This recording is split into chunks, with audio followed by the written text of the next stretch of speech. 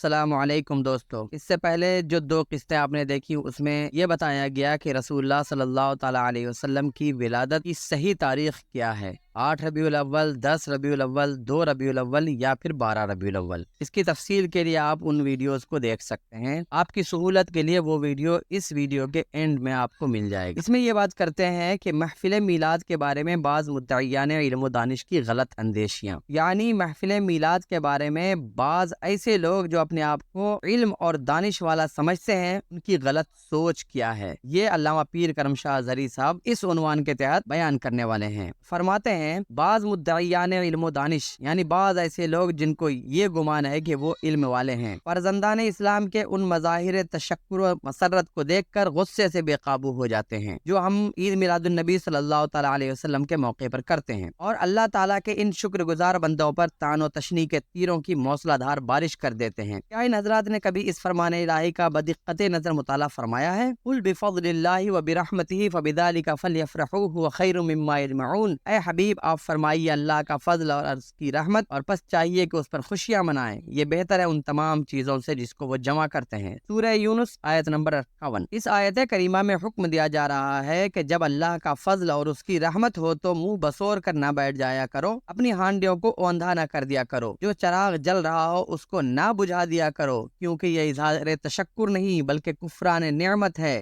نعمت کا انکار ہے۔ ایسا نہ کرو بلکہ فلیفرحوا، خوشی اور مسرت کا اظہار مظاہرہ کیا کرو، اور یہ بتانے کی قطعاً ضرورت نہیں کہ اظہار مسرت کا کیا طریقہ ہوتا ہے۔ جب دل میں سچی خوشی کے جذبات امڑ کر آتے ہیں تو اپنے ظہور کے لیے وہ خود راستہ پیدا کر لیا کرتے ہیں۔ امت مسلمہ صدیوں سے اللہ تعالیٰ کی اس نعمت عظمیٰ پر اپنے جذبات تشکر و امتنان کا اظہار کرتی رہی ہے۔ ہر سال ہر اسلامی ملک کے ہر چھوٹے بڑے گاؤں اور شہر میں عید میلاد النبی صلی اللہ تعالیٰ علیہ وسلم منانے کا اہتمام کیا جاتا ہے۔ انہوں نے اسلامی ملک لکھا ہے، الحمدللہ الحمدللہ ہمارے ملک ہندوستان میں بھی یہ سب کیا جاتا ہے۔ ان راتوں اور ان دنوں میں ذکر و فکر کی محفلیں منعقد کی جاتی ہیں جن میں اللہ تعالیٰ کی شان کبریائی اور اس کے محبوب مکرم شفیع المذنبین کی شان رفعت و دلربائی کے تذکرے کیے جاتے ہیں۔ سامعین کو اس دین قیم کے احکامات سے آگاہ کیا جاتا ہے۔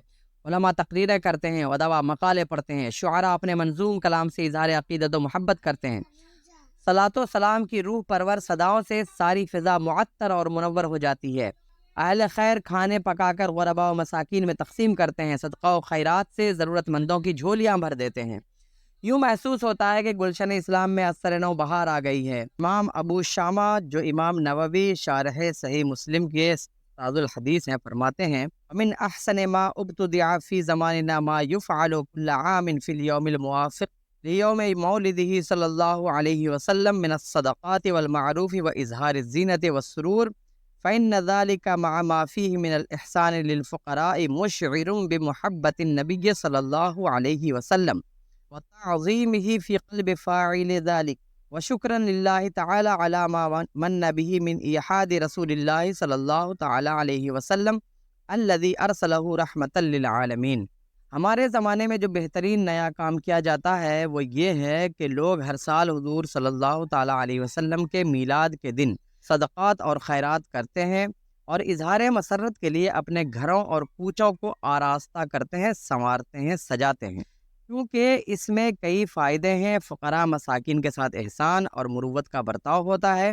نیز جو شخص یہ کام کرتا ہے معلوم ہوتا ہے کہ اس کے دل میں اللہ تعالیٰ کے محبوب کی محبت اور عظمت کا چراغ ضیابار ہے۔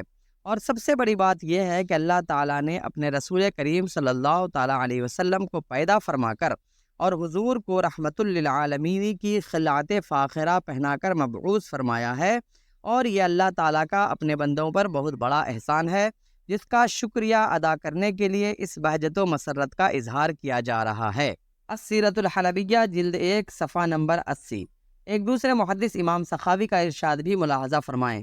آپ فرماتے ہیں ان عمل المولد حدث بعد القرون الثلاثة ثم لا زال اہل الاسلام من سائر الاقطار والمدن الكبار يعملون المولد ويتصدقون في لياليه بانواع الصدقات ويعتنون بقراءة مولده الكريم ويظهر عليهم من بركاته كل فضل عميم، کہ موجودہ صورت میں محفل میلاد کا انعقاد، یعنی جس طرح سے آج ہم محفل میلاد شریف منعقد کرتے ہیں، اس طرح پر محفل میلاد منعقد کرنے کا رواج انہیں ثلاثہ کے بعد یعنی رسول اللہ صلی اللہ علیہ وسلم، صحابہ کرام کا زمانہ اور پھر تابعین یعنی صحابہ کو دیکھنے والوں کے زمانے کے بعد شروع ہوا۔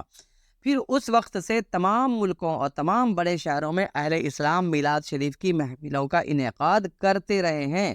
اس کی راتوں میں صدقات و خیرات سے فقراء و مساکین کی دلداری کرتے ہیں۔ حضور کی ولادت باسعادت کا واقعہ پڑھ کر حاضرین کو بڑے اہتمام سے سنایا جاتا ہے، اور اس عمل کی برکت سے اللہ تعالیٰ اپنے فضل عمیم کی ان پر بارش فرماتا ہے۔ ایک تیسرے محدث جو ضعیف احادیث پر تنقید کرنے میں بے رحمی کی حد تک بے باک ہیں، یعنی علامہ ابن جوزی، علامہ ابو الفرج عبد الرحمن ابن جوزی کی رائے بھی اس سلسلے میں ضرور ملاحظہ فرمائیں۔ قال ابن الجوزی من خواصه انه امان فی ذلک العام وبشرى عاجلة بالنیل البغیۃ والمرام۔ ابن جوزی فرماتے ہیں کہ محفل میلاد کی خصوصی برکتوں میں سے یہ ہے کہ جو اس کو منعقد کرتا ہے اس کی برکت سے سارا سال اللہ کے حفظ و امان میں رہتا ہے، اور اپنے مقصد اور مطلوب کی جلدی حصول کے لیے یہ ایک بشارت ہے۔ اور فرمائیں، علامہ ابن جوزی فرما رہے ہیں کہ جو شخص محفل میلاد منعقد کرتا ہے تو اس کا مطلوب اور مقصود جو ہوتا ہے، اس کا جو مقصد ہوتا ہے، وہ جلدی حاصل ہونے کے لیے ایک بشارت ہے کہ وہ اس نے محفل میلاد منعقد کی ہے، انشاءاللہ اس کا مقصد جلد حاصل ہو جائے گا۔ علماء کرام نے یہ بھی وضاحت کی ہے کہ محافل میلاد کے انعقاد کا آغاز کب ہوا اور کس نے کیا۔ امام ابن جوزی ہی لکھتے ہیں کہ سب سے پہلے اربل کے بادشاہ الملک المظفر ابو سعید نے اس کا آغاز کیا، اور اس زمانے کے محدث شہیر حافظ ابن دہیہ نے اس مقصد کے لیے ایک کتاب تصنیف کی، اور اس کا نام التنویر فی مولد البشیر النذیر ریویز کیا۔ ملک مظفر کے سامنے جب یہ تصنیف پیش کی گئی تو اس نے ابن دہیہ کو 1000 اشرفی بطور انعام پیش کی۔ وہ ربیع الاول شریف میں ہر سال محفل میلاد کے انعقاد کا اہتمام کرتا تھا۔ زیرک، دانا، بہادر اور مرد میدان تھا، دانشور اور عدل گستر تھا۔ اس کا عہد حکومت کافی طویل ہوا، یہاں تک کہ اس نے 630 ہجری میں اس حالت میں وفات پائی کہ اس نے عکا کے شہر میں جہاں صلیبیوں نے قبضہ کر رکھا تھا اس کا محاصرہ کیا ہوا تھا۔ اس کا ظاہر اور باطن بہت ہی پسندیدہ تھا۔ ابن جوزی کے الفاظ میں آپ اس مرد مومن کی سیرت کا مطالعہ فرمائیں۔ کان شہما شجاعا بطلا عاقلا عادلا وطالت مدته فی الملک الى ان مات وهو محاصر الفرنج بمدینۃ عکا سنۃ 30 و600 محمود السیرۃ والسریرہ۔ ثبت ابن الجوزی اپنی تصنیف میرات الزمان میں اس ضیافت کا ذکر کرتے ہیں جو ملک مظفر میلاد شریف کے موقع پر کیا کرتا تھا، اور جس میں اس زمانے کے اکابر علماء اور عاظم صوفیاء شرکت فرمایا کرتے تھے، یعنی بڑے بڑے علماء، بڑے بڑے صوفیاء کرام اس محفل میں تشریف لایا کرتے تھے۔ اس ضیافت کا یہ حال اس آدمی کی زبانی بیان کیا گیا ہے جو خود اس دعوت میں شریک تھا۔ وہ کہتا ہے کہ میں نے بھیڑ بکریوں کے 5000 سر، 10,000 مرغیاں اور فیرنی کے 1,00,000 سکورے اور حلوے کے 30,000 تشت خود دیکھے۔ جو علماء صوفیہ اس ضیافت میں شرکت کرتے، ملک مظفر انہیں خلعتیں پہناتا اور میلاد شریف کی اس تقریب پر 3,00,000 دینار خرچ کرتا۔ علامہ محمد رضا نے اپنی سیرت کی کتاب محمد الرسول اللہ میں مندرجہ بالا حوالہ جات ذکر کرنے کے بعد ان پر مندرجہ ذیل اضافہ کیا ہے، جس کا خلاصہ ترجمہ ہدیہ قارئین ہے۔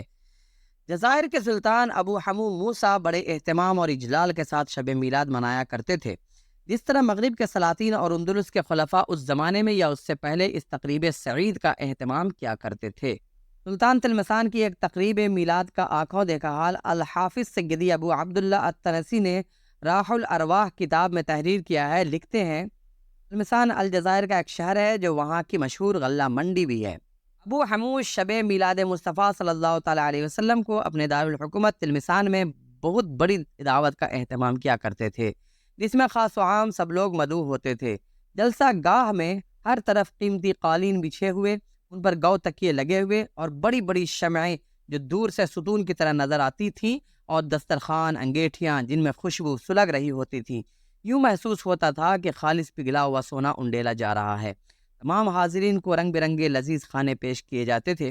معلوم ہوتا کہ موسم بہار کے رنگین پھولوں کے گلدستے ہر مہمان کے سامنے سجا کر رکھے گئے ہیں۔ ان کی رنگت کو دیکھ کر ان کے کھانے کی خواہش دوبالا ہو جایا کرتی تھی۔ آنکھیں ان کی رنگینی کو دیکھ کر روشن ہوتی تھیں اور بھینی بھینی مہک مشام جان کو معطر کر رہی ہوتی تھیں۔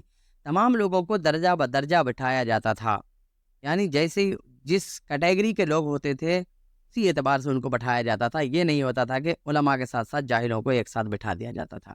سب حاضرین کے چہروں پر وقار اور احترام کی روشنی چمک رہی ہوتی تھی۔ اس کے بعد بارگاہ رسالت میں ہدیہ عقیدت پیش کرنے کے لیے مدحیہ قصائد پڑھے جاتے تھے اور ایسے مواعظ اور نصائح کا سلسلہ جاری رہتا جو لوگوں کو گناہوں سے برگشتہ کر کے عبادت اور اطاعت کی طرف راغب کرتے تھے۔